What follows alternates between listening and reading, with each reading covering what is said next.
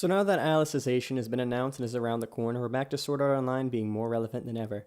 So let's talk about the last anime project, Ordinal Scale. I have some background with this movie driving me to make this, so this isn't just a hey, SAO exists again for the sake of another SAO video. See, I watched this with two people on its US theatrical release. One who the start of my friendship with is based in making fun of SAO, and one friend who read the light novels and thinks the anime is fine. He was our moderating voice and was supposed to bring our opinion up and allow us to accept some of the movie as it was. This did not happen, and he also thought it was hot garbage. We recorded a podcast, the second half of which was corrupt upon recording, likely due to a hardware error that recent drivers seem to have stopped from happening. In other words, the podcast and its completion is probably unrecoverable, so I'm just going to go for my biggest issue with the movie in one shot. But before we do that, we have to give background details that constitute the movie's world. The movie itself is an anime original with no real connection to the mainline SAO narrative, except for an after-movie scene that our light novel friend believes to foreshadow Alicization. Riding the Pokemon Go craze that was in full swing at the time, Ordinal Scale's game is a VR mobile game that you interact with via not quite Google Glass in this thing. And the mobile game is actually a believable and thoroughly well-realized mobile MMORPG. SAO don't quite get traditional MMORPGs, but I'm impressed at the team's ability to encapsulate a mobile games community. There doesn't seem to be the standard real money fare, but instead we see a nod to cyberpunk sensibilities in that the not quite Google Glass is revealed to record highly invasive information regarding everything that you do, which is sold off to every company imaginable, a very relevant commentary on predatory capitalism. This instantly sets us off to the idea that whoever is in charge of the not quite Google Glass technology, and by extension the game that popularized and by the look of it made viable not quite Google Glass in the first place. I've said this phrase a lot, so we're just going to use NOG now. Okay, so I wrote at least to this part without rewatching it, and I swear to God they wore a Google Glass-like thing instead of this in the theatrical release. Please believe me. They leave Exposition Cafe and go participate in an AR raid for the game. Reality peels away from the police buried off-street, leaving the cars as rocks, and other miscellaneous city background details into similar miscellaneous haphazard naturalistic details for the sake of holding immersion together. All this seems way more unsafe than we're told, but whatever. So on what's essentially a private street for this mobile game, an event boss boots up and who should appear but an obligatory idol character who sings to buff the raiders. They fight, and this guy, the number 2 player of SAO Go, shows up. He's a turd. His name is Edgy, and he triggers post-traumatic SAO flashbacks. For real. We're gonna get out of this chronology now. This movie occurs at a time when the events of SAO are being published. That is, the story of everyday players in SAO and the story of the player's victory over the game, etc. There seems to be a list of guild with player names, too. Assumedly, these are just character names. The government holds a registry of all former SAO players, as was shown in the Gun Yellow line art, but what's interesting here is that SAO Ketchup School students are given tickets to the Concert of the Air Games virtual mascot, as well as SAO players who did the sign-up campaign. Back to that list. Edgy here is shown with it a couple times, looking at it in an index in the SAO book. So on the first night, one of Klein's boys is coming back from the night of raiding. He sees a Pokemon chest pop up on his AR vision, and he goes to retrieve it in a dimly lit parking garage, otherwise known as Primo Pokemon territory. Who should show up but number 2? Now Klein's boy all about that grind. He ain't letting some rich kid get a scratch, so he gets ready to throw down. He disappears. They can't get a hold of him for at least a day. The next day is pretty normal. They talk about how cool AR is, lament that the events are only announced half an hour before, etc. Klein tells Asuna one's about to go down near her house, so she meet up with their party -1 and gets brushed off ahead while they wait for their last member. Klein's party proceeds to get viciously attacked a few blocks from the raid. Look at how Klein throws his stuff to the ground to fight this fool. Klein is the best character in all of SAO. He's great. He's all you never need or want in a character, and it's a shame his type of character usually ends up in a supporting role. It'd also be cool if he had a point in the movie's narrative, and indeed in SAO's general storylines as something other than a jobber. The next day is normalish. They can't get a hold of Klein until that night. Kirito has to text Egil, who eventually tells him he's in the hospital later in the night. Not long after, Edgy predictably ambushes them again, but this time throwing a full-scale raid in public. He maliciously attacks them playground bully style while Kirito watches them like a coward. And it is the end of this night where the movie finally reveals its gimmick and begins slotting all of the pieces together. Asuna calls Kirito when he meets with him because she can no longer remember SAO. Those yellow ball things? Those are players' memories of SAO. Those memories are extracted from them when they relive trauma from SAO by being defeated by SAO bosses in the AR game. This is actually really cool, both because it kinda ties back to the collecting information from your actions for marketing, taking it to its extreme and most dangerous by taking it to a place where it forcibly extracts your memories. And also, because the stakes have been lowered to a point where losing is not outside the realm of possibility for an important character.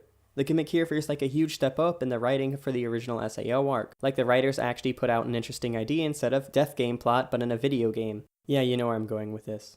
It's Log Horizon. They took the gimmick from Log Horizon and made reference to it, but now it's in real life taking memories from a game instead of a game taking memories from real life. Poor choice to make a callback to Log Horizon, because anyone with enough anime literacy to have seen it is now thinking about how much better it is than this movie.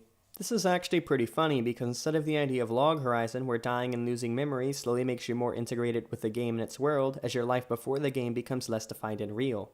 Sword Art Online Ordinal Scale instead is more evocative of fetish art people mistake for social commentary, which is not to say that fetish art cannot be or contain social commentary. In other words, losing an SAO Go causes you to become more ingrained with reality as your time, memories, and experience of the virtual leave you. Especially funny is when Kirito makes a similar observation, stating that VR makes the virtual world real, whereas AR makes the real world virtual. So I mentioned stakes and how loss is now more possible/acceptable, but since the important characters have already been beaten, that makes that point moot, and all I really have now that it's waited this long to reveal its gimmick is see why it's that way in the first place. Instead of the gimmick creating tension, the tension has to come from whether or not their memories can be returned, and since this is a self-contained movie, we know they have to, so the rest is hoping the movie is strong enough to carry itself now that the gimmick has already done its damage. It isn't. The movie goes into overdrive here. After Asuna's I have no memory of SAO confrontation with Kirito, they go to the hospital where they discover, according to the translation I have, her brain was scanned when electron pulses degenerated her spine. Apparently, this is a known problem with multiple cases in a short time. Read, since the SAO Go event started.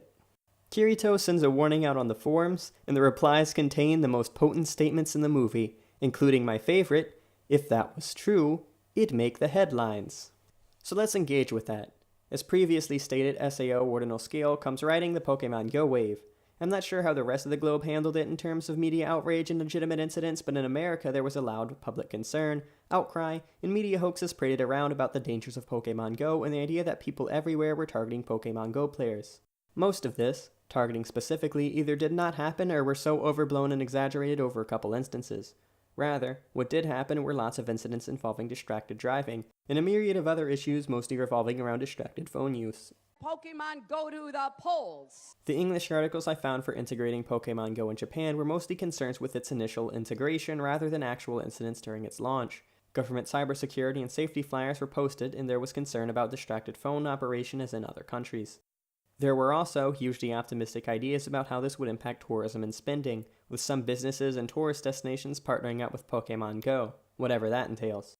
Ordinal Scale obviously went with the second of these realities as the basis of its world, taking it to its extreme with positive press coverage all around and an incentive system that all but forces people into the streets. On particular note, I'd like to raise in terms of the it'd make the headlines is that in 2017, the year it came out, as well as the previous year, Japanese press freedom was rated 72 on the World Press Freedom Index. That's pretty bad. In universe, Kirito contacted his government guy the day after Klein's group was assaulted, 2 days before he actually gets help with him. But when Kirito finally gets contacted back and presses him to do something about Nog, he says he can't without solid evidence, because Nog is important to the Ministry of Economy, Trade and Industry. I.e., he cannot directly do anything about Nog given the socioeconomic impact of it. As a result, these incidents are mostly being kept under the rug thanks to media suppression. Hooray, neoliberal capitalism. The best part here is that when the issue of Klein and his friends in the hospital comes up, the government contact says that their external injuries are more concerning than their memories. Which, since their external injuries were all the result of being assaulted by the same readily identifiable guy, that part does seem to be something he can do something about, but I digress. Also love that he's concerned about Kirito, but only because narcs are important assets. And now, here it is. The scene. This girl has until now popped up as a ghost that's been pointing out what turned out to be the location of the corporate antagonist. Kirito is attracted back to the park she inhabits one last time, and the girl shows up behind him. She reaches out, and suddenly Kirito's in a VR world. Now, it was just re-established that these devices are incapable of initiating full dive. But that doesn't break immersion. That isn't a plot hole. We're talking about a device which can not only scan your memories, but also forcibly eject them. The corporate bad guy can test the memory idea by implying that it probably isn't even possible, which puts the idea as so weird in universe that full diving, which has been commercially available for at least 4 years, is within the realm of possibility on this device, even though it isn't designed to do so. She talks about the ephemeral nature of dreams, virtual worlds, and memories. He questions her to no avail, and gets told he's a scrub and to man up. She snaps her fingers, and Kirito is awoken in a beam of light. The light of a cop's flashlight. When we saw this in theaters, the whole theater laughed. I didn't. Because this scene right here is the moment the movie falls apart. This scene breaks the whole movie. It is not funny, it is not a joke, and the idea that there's even a chance it might have been put in for a cheap laugh makes it downright infuriating. Because what this scene has done is tell me that cops exist. I am reminded of the existence of cops, and am given the knowledge that they exist and are active enough for one of them to find Kirito passed out in the bushes of a poorly lit park. Remember those barriers earlier on? These don't appear to have police markings on them, but they are bound to be police there. These are large-scale events, with sections of the city being cordoned off for it. They are answering to the police, or at least some governing body, certain to require a police presence in the name of safety. Let's take my city as an example. I live in New Orleans. At any time, anyone here can schedule an officially sanctioned second line. Think of them as a small parade.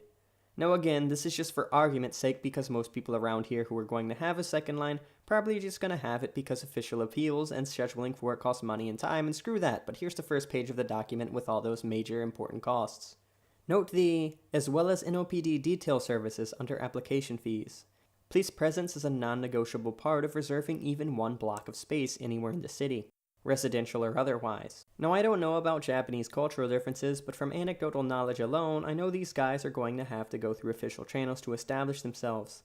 Hell, government guy was just talking about how the areas with interest in NOG, including the Ministry of Economy.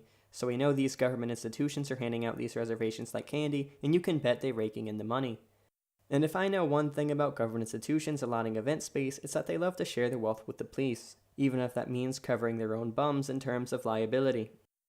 So we're back to the cop. To all cops. Because we have been so rudely reminded of their existence. Klein and his friends are still in the hospital. They have been there for half a week. Klein has a broken arm. His friends probably ain't that much better. They were viciously assaulted maybe 2 blocks away from a major event for this game. And they were assaulted by a person whose name and face are well known and literally the biggest thing around right now. This person is probably the easiest 20-something in Japan to find. Just so you, know he's not protected as a juvenile or some shit, here's a picture of him from university. And here's a picture of him drinking a can of beer. And here are excerpts from Japan's penal code. For those of you not on board with the reminding me cops exist in universe, destroying it as media to be taken seriously, who might want to bring up cops and other things the cops could have solved elements of that showed cops at some point, but in which they weren't a major element in, let me elaborate with the Ready Player One movie, cause that's a bad movie that has cops enter a scene but that don't break kayfabe. See, the cops come at the end to stop a guy running kids down with a gun because that's over the line even though an act of terrorism isn't. The key here though is that the cops come at the end. It helps that Ready Player One covers up the ideas that cops care by saying, no one cares about your broke trailer park. A lot of movies that remind us of cops just do so at the end after all the events have already come to a head. I can't think of cops beforehand, and when they are invoked at the end, there's nothing to apply them to over the rest of the viewing, so it doesn't matter. They don't stick out. Now that Ordinal Scale has invoked cops, I can't stop thinking about them. Could the government guy have come down on Nog? No. Could he or law enforcement come down on this edgy little prick? Yeah. They were obligated to. He hospitalized half a dozen people, and he got a lot more on that list to cross off, so it ain't like they're gonna be the only ones. The cops ain't only unreliable and useless, they culpable and complicit. Fuck the police.